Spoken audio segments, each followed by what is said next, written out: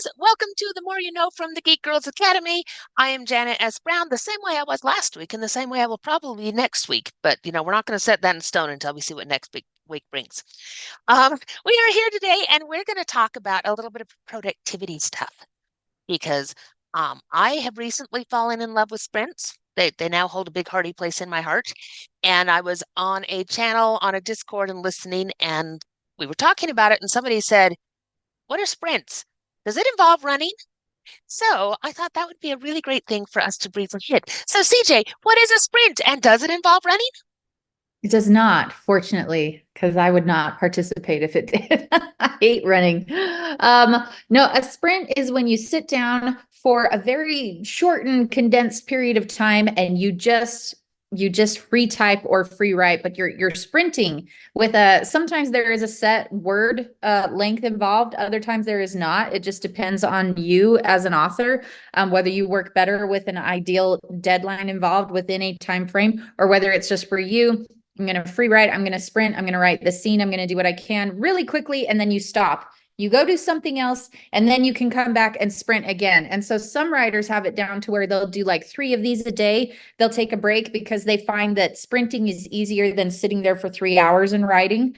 That would not be considered a sprint. A 3-hour writing session that's a writing session. You dang sat down and you wrote stuff, okay? But you did it for a really long time. So that's the difference. It's just short, really focused periods of writing, go and do something else, come back, short, focused periods of writing again. And people find that it's very productive in that they get in, they zone in, they do it real fast, and then they get out and then they come back in again. And maybe in that time period, you've worked out a few more things in the back of your brain as you've been doing whatever it is you need to do, and you're ready to rock and roll again. And so it kind of helps with that brain fatigue, with creative fatigue in that sense, is that you're giving your brain a little break and a little reprieve, and then you're coming back.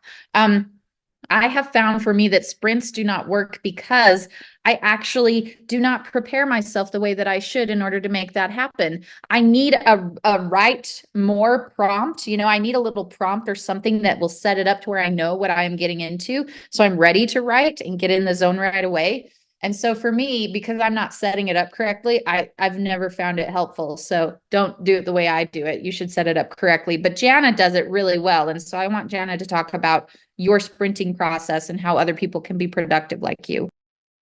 Well, I'm glad you brought that up because this is why sprinting didn't used to work for me, was because sprinting is actually two pieces. The first piece is being prepared to sprint. And that can come in things. So I found for me, what I have to do is, first of all, I have to sit down and write out my map of where the story is going. Now, I'm not a really close plotter. I do not have everything set out point by point by point as I go. But nor am I a complete pantser. I'm that in between plantser kind of thing. And so I write a 1-page outline that is big scenes that I've got to hit in which order. So having that helps because then I know what it is I'm driving for. Okay, so I write that first before I start the project. Then, after I've had a day worth of writing that kind of thing, the last thing that I do is I look at that outline and go, where are we going next? What are the scenes that will lead me there next? And I may even jot them down. Sometimes I just write them down and not even real formal or something. I will grab the outline and I will just scribble in between points. This, and this. And then I let it go.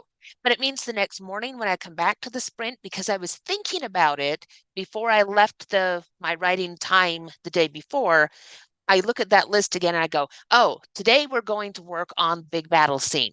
And we have to go find this chapter that needs to be inserted because I decided that the day before. So there is a decision-making process that has to be part of your sprint, but it's outside of the actual sprinting when you're writing the words. So you do the thinking part when you are doing the laundry, when you are doing all these other things we have to do. Write down the notes that you need from that thinking part so that when you're doing the sitting and sprinting part, you're not thinking about that. You're just thinking about getting words out. And the reason it works really well, sprints are generally under 30 minutes. And it's because you can focus and do just about anything for 25 minutes. You really can. This is a way that they actually encourage you to teach your kids to do things like cleaning.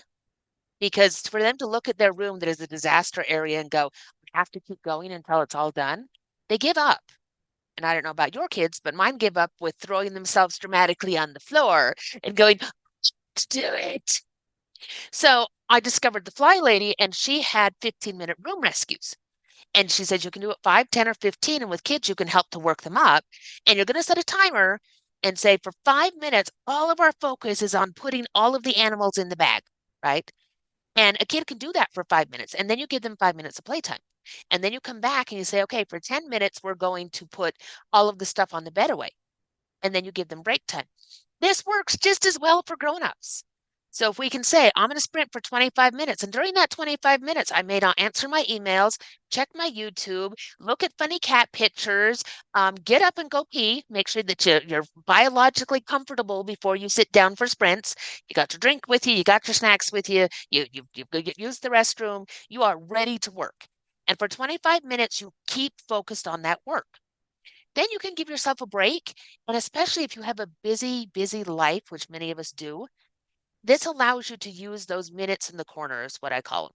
Because before I was always, oh, I got to have at least 2 hours. Where am I going to find 2 hours? So I got to take my kid to a thing and I've got to go to a meeting and I've got this and this. And so I'd put it off. But this way, all I need is 30 minutes because I need 5 minutes to sit down and get started, 25 minutes to sprint and record my time and be done. So I'm suddenly able to use those and you get to where you go pretty fast. Generally in 3 25-minute sprints, I can write 2,400 words a day. So somewhere between 2,000 and 2,400, depending on the scene, because some scenes are harder than others. But that has been really freeing because it means I'm getting my words a day done generally first thing in the day. And my whole afternoon opens up to where I can either do more sprints, or I can do editing, or I can work on Geek Girl stuff, or I can kick up and take a nap, which I don't do very often, but I could because it opens up my day that way. So this is why a lot of people really like sprints. It is that increased productivity, but in a very short period of time. So it's easier to work in their lives. But you do have to train yourself how to do it. You do have to train yourself to think ahead of time. You have to train yourself to say, in this 25 minutes, I will not open up anything else. And you can use apps like Freedom and things like that that turn your internet off. This is also called the Pomodoro method, which is again these 20 minutes focus things. There's a lot of science out there that says, small focused efforts can really get us really, really far. So that's our productivity lesson for this week. Anything you want to add, CJ? Are you going to try to sprint? You're going to sprint with me? I think maybe I do need to start doing this. Maybe I'll just plan because I'm already planning all of my scenes and blueprinting certain things. So maybe now I just need that outline that you have where it's like scene, scene, scene, and then just go from there. So yeah, I need to commit. I need to commit. We all need to commit, trying sprints out. Yep. And a final note, you can do it together. And sometimes that helps a lot. I have to be really careful not to get caught up in competition because usually what you'll do with a sprint is that you might both be online on Discord, on messages or whatever. And you say, okay, at the top of the hour, we're going to go. And when it hits the top of the hour, somebody puts go in the chat. And then everybody goes and focuses and does the thing. Da, da, da, da, da, da, da, da. And at 25 minutes, that same person, whoever's being in charge, says stop. And then usually you report your progress because it is helpful for us to report our progress. Sometimes I fall into the trap of going, well, I only wrote 412 words and somebody else wrote 856 words. And now I'm a failure. I am not a failure. Some sprints are just like that. Some are going to be a little shorter. Some are going to be really big, just depending on how you get into the flow. So as long as working with somebody else doesn't make you crazy, then it can be really, really nice because it does give you a date that says we are all going to come to the computer and we're going to, it feels social even though we're all just writing in silence next to each other. And you can do this live. You'll see these events at conferences and that kind of thing where they're doing sprints and they just have a moderator in the room that starts and stops the time. And then they'll say, write down how many words you wrote and get ready for the next one.